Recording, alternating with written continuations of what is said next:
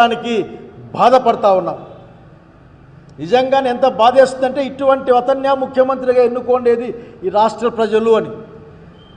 కానీ ఇంతకుముందు వస్తూ ఉంటే ఆ బస్టాండ్ దగ్గర జనాలు మాట్లాడుతూ ఉన్నారు, జనం ఓట్లేసిన ముఖ్యమంత్రి అయితే జనం కోసం పనిచేస్తాడు సార్, ఏం చేద్దాం మన టైం ఇట్లుంది అని చెప్పాడు ఆయన. ఒక ఆయన పాపం అంటే ప్రజల్లో అభిప్రాయం ఉంది చంద్రబాబు నాయుడు గారు జనం కోసం మీరు పనిచేయడం లేదంటే జనం మీద మీరు నమ్మకం లేక, జనం ఓట్ల మీద కూడా నమ్మకం లేక మీరు ఇష్టానుసారం రాజ్యం చేస్తూ ఉన్నారని ప్రజలు బస్టాండ్లలో మాట్లాడుకుంటూ ఉన్నారు. మీకు చెప్తా ఉన్నాం, దయచేసి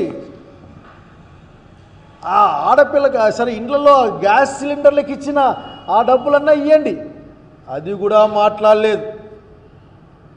ఎప్పటిలాగే మీ దోపిడీ బుద్ధిని బయటపెట్టారు. మీరు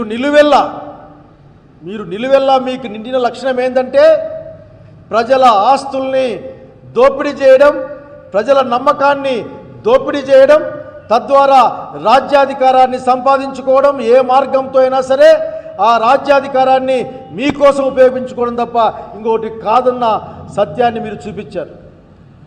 అయా చంద్రబాబు నాయుడు గారు ఆ ప్రధానమంత్రి గారిని కర్నూలుకు పిలిపించి జిఎస్టీ తగ్గిపోతే విపరీతంగా ప్రజలకు లాభం వస్తూ ఉంది, ధరలు తగ్గిపోతాయన్నాయని చెప్పేసి మీరు బాగా ఊది డంకా కొట్టి ఆఖరికి ఆ రోజున ఒక 100 కోట్లు 150 కోట్లు ఆంధ్రప్రదేశ్ ప్రజల డబ్బులను అయిపోగొట్టారు. ఒక 18% తగ్గిపోతే 28 నుంచి ఎక్కడ ప్రజలు బాగుపడతారని, ఎక్కడ ప్రజల దగ్గర 4 డబ్బులు మిగులుతాయి అని జిఎస్టీలోంచి 10% మినహాయింపు వస్తే మీ బాబు గారి ట్యాక్స్ వలన ఇంకొక 10%. నిజంగా మీకు నిర్ణయం చేసేటప్పుడు ఏమాత్రం సోయి ఉండదా? ఏమాత్రం ప్రజల పట్ల బాధ్యత ఉండాలన్న ఆలోచన మీకు ఉండదా? ఎంతసేపు ఆఖరికి ఏమాత్రం కూడా జనం గురించి పట్టించుకోకుండా నిస్సిగ్గుగా 10% అయినా రాబోయే కాలంలో వెహికల్స్ పైన ట్యాక్స్ వసూలు చేస్తారట. ఈ ట్యాక్స్ వసూలు చేసి ఒక 200 కోట్లు సంపాదిస్తారట. ఈయన యోగా డేలు లేకుంటే ఆ జిఎస్టీ మీటింగులు ఆపేస్తే 500 కోట్లు మిగులుతాయి. దోచుకోవడం కోసమే మీ ఆలోచన ఉంటుంది. అసలు మీరు సంపాదించాల్సింది, సంపద సృష్టించాల్సింది పారిశ్రామికవేత్తల నుండి. వాళ్ళ దగ్గర నుండి మాత్రం మీరు 99 పైసలకి భూములు ఇచ్చేస్తారు, ఉచితంగా భూములు ఇచ్చేస్తారు, ఇంకా రాండి రాండి అని పిలుస్తారు. దాంట్లో ఏ మతలబు ఉందో, దాంట్లో మీకు ఏ లాభం ఉందో భవిష్యత్తులో అందరికి కూడా స్పష్టమవుతుంది. ఈరోజు అనుమానాలు మాత్రమే ఉన్నాయి. ఈ రియల్ ఎస్టేట్ కంపెనీలకు కూడా మీరు భూముల్ని 99 పైసలకి ఇచ్చే గొప్ప మనసున్న ప్రైవేట్ ప్రతినిధులు మీరంతా. ఆఖరికి మీరు ప్రైవేటు వాళ్ళ ప్రతినిధిగానే ఈ రాష్ట్రంలో ప్రజల జీవాన్ని పీల్చుకుంటూ ఉంటే వాళ్లకు మద్దతు ఇచ్చేవాడుగానే మీరున్నారని చెప్పడానికి ఏమాత్రం కూడా ఒక అడుగు వెనుకేయడం లేదు.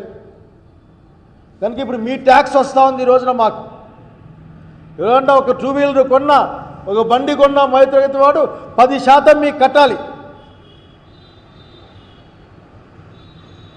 కనుక చంద్రబాబు నాయుడు గారు మీ గురించి ఆలోచిస్తే చాలా ఆశ్చర్యకరంగా ఉంటుంది. అసలుకి ఇంత ఏమాత్రం సోయి లేకుండా ఏ విధంగా ఇతను మాట్లాడతాడు అని. అయ్యా మీరు ఒక్క కొత్త పథకం పెట్టలేదు.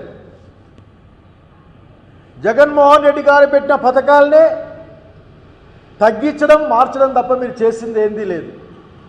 ఆరోగ్యశ్రీ లాంటి పథకాలు అయితే ప్రైవేటు వాళ్ళకి ఇచ్చేశారు. రైతులకు దిక్కు లేదు. ఎంతమంది ఆడపిల్లకి అంతమందికి డబ్బులు ఇస్తాను, దానికి ధ్యాసే లేదు. రైతులకు ధరల స్థిరీకరణ లేదు, విత్తనం లేదు. యూరియా కోసం కూడా బ్లాక్లో కొనుక్కునే పరిస్థితి, యూరియా కోసం మైళ్ళ కొద్ది క్యూలు పెట్టుకునే పరిస్థితి. ఇప్పుడు మీరు పన్నులు వేయడమే. చంద్రబాబు నాయుడు గారు మీ కరెంటు రెగ్యులేటరీ వాళ్ళే చెప్పారు, మీరు దుర్మార్గంగా డబ్బులు వసూలు చేశారు, అన్యాయంగా ప్రజలను దోచుకున్నారు, ఎనికి కట్టండి అని. దాదాపు మీ నాయకత్వంలో 19,000 కోట్ల రూపాయల పైగా కరెంటు బిల్లుల్ని జనం పైన వేసిన మాట వాస్తవం కాదా? వెనక్కి కట్టమంటే మేము దాని ఏదో ఏదో అప్పులు ట్రప్పులో బ్యాకప్లో చేస్తారట వీళ్ళు. మన దగ్గర అయితే ముక్కు పిండి వసూలు చేసే ఈ చంద్రబాబు నాయుడు వెనక్కి కట్టాల్సిన మాత్రం ఏమాత్రం మాట్లాడకుండా ఆకాశం లేదు చూసే పరిస్థితిని కబడ్దారని చెప్తా ఉన్నాం. అంతేకాకుండా నాకు బాగా గుర్తుంది, చెత్త పైన పన్నేస్తే చెత్త ప్రభుత్వం ఇది, చెత్త నాయకులు అని చెత్త మాటలు మాట్లాడిన ఈనాటి చెత్త ప్రభుత్వమా? మీకో మాట చెప్పాలనుకుంటా ఉన్నా, మీరు చేయబోయేది ఏంది? చెత్తను మీరు కూడా వసూలు చేసుకుంటామని చెప్తా ఉన్నారు కదా. చెత్తే కాదు, తాగే నీళ్లపైన కూడా ట్యాక్స్ వేస్తామని చెప్తా ఉన్నారు, ఎప్పుడైనా అమలు చేస్తామని చెప్తా ఉన్నారు.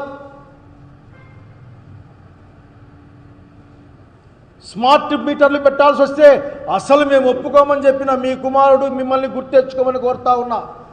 పగలగొట్టండి అని చెప్పిన బహుశా జనసేన వాళ్ళు కూడా గుర్తుకొస్తా ఉన్నారు నాకు. మరి ఈరోజు స్మార్ట్ మీటర్లు అమలు చేస్తామంటున్నంటే ఏ అదానీకో ఏ అంబానీకో ఏ విధంగా లొంగిపోయారో కూడా చెప్పాల్సిన అవసరం ఉంది. అన్ని అబద్ధాలు మాట్లాడతారు మీరు. కొత్త ట్యాక్సులు, బాబు గారి ట్యాక్సులన్నీ దాన్ని జిఎస్టీ బదులు బిఎస్టీ అని పెట్టుకునే కాలం వచ్చింది. నేను చెత్త ప్రభుత్వం అనే అన్నాను, కానీ ప్రజల బయట చెత్త ముఖ్యమంత్రి అని కూడా మాట్లాడుతూ ఉన్నారు, చెత్త పైన వేసే ముఖ్యమంత్రి. అయ్యా, మీ దోపిడీకి అంతుండదు. ఏ రోడ్డుకు వచ్చినా సరే గుంతలు తప్ప ఏమీ కనిపించవు. వీరి మధ్యలో ఆ గుంతలు కూడా నాసిరకంగా పూడిస్తే ఎప్పుడో కొట్టుకుపోయాయి. చివరికి పంచాయతీ రోడ్లపైన కూడా టోల్ వసూలు చేస్తాను, డబ్బులు వసూలు చేస్తా అని చెప్పే దుర్మార్గమైన బుద్ధినిది, ప్రజల్ని దోచుకునే ఆలోచన నీది, నీ ప్రభుత్వానిది. నేను మీ మంత్రివర్గం గురించి పెద్దగా మాట్లాడను, ఎందుకంటే అంతా ఆఖరి సైడ్ యాక్టర్లే అక్కడ ఉంటారు. అక్కడెవరు నోరిప్పి మాట్లాడే వాళ్ళు నాకు కనపడరు.